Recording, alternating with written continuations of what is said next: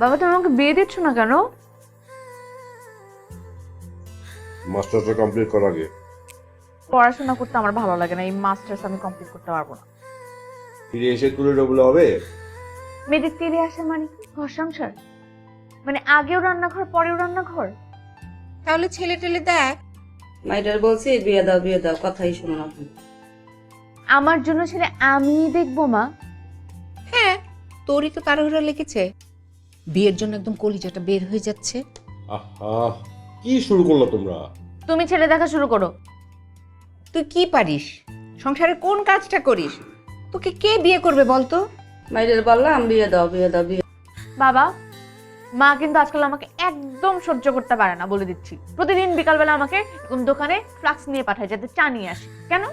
এই, তোকে কে বলেছে নিজে যে দোকান থেকে চা আনতে? নিচে গিয়ে কাউকে বললেই তো চা এনে দেয়।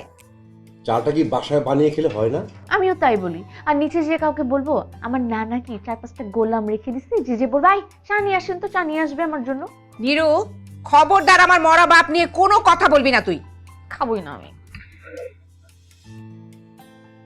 দিলে তো দিলে, খাবারটা নষ্ট করে দিলে। এত কারেন্ট থাকলে হয় না, কারেন্ট কমাতে হবে। কারেন্ট নিয়ে সংসার করা যায় না। আমি তো এতক্ষণ এই কথাটাই বোঝানোর চেষ্টা করছি, কারেন্ট থাকলে সংসার হয় না। কিরে, তোর অফ ডে কতদিন? এয়ারক্রাফটে কিছু টেকনিক্যাল ফলস হয়েছে, আরো 7-8 দিন তো অফ পাবো।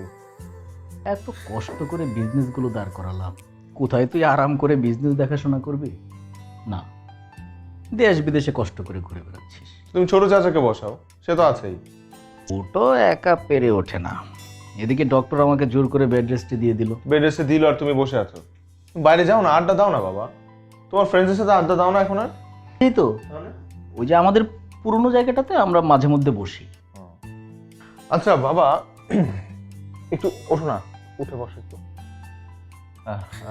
আচ্ছা বাবা, আমার কি চেহারা নষ্ট হয়ে গেছে নাকি? কি বলিস এসব? তুই তো সব সময় আমার স্মার্ট বয়। হ্যাঁ তাই তো। তাহলে ওই মেয়েটা আজকে কোন মেয়েটা?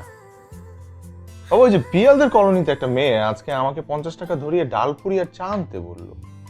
আমি বুঝলাম না, মানে খুব অডনা বিষয়টা। মানে আমাকে বলেছে। হোয়াট? তোকে? হ্যাঁ, হাসতেছো কেন? না, you are making fun of me. আচ্ছা ঠিক আছে, ওকে ঠিক আছে, বুঝছি।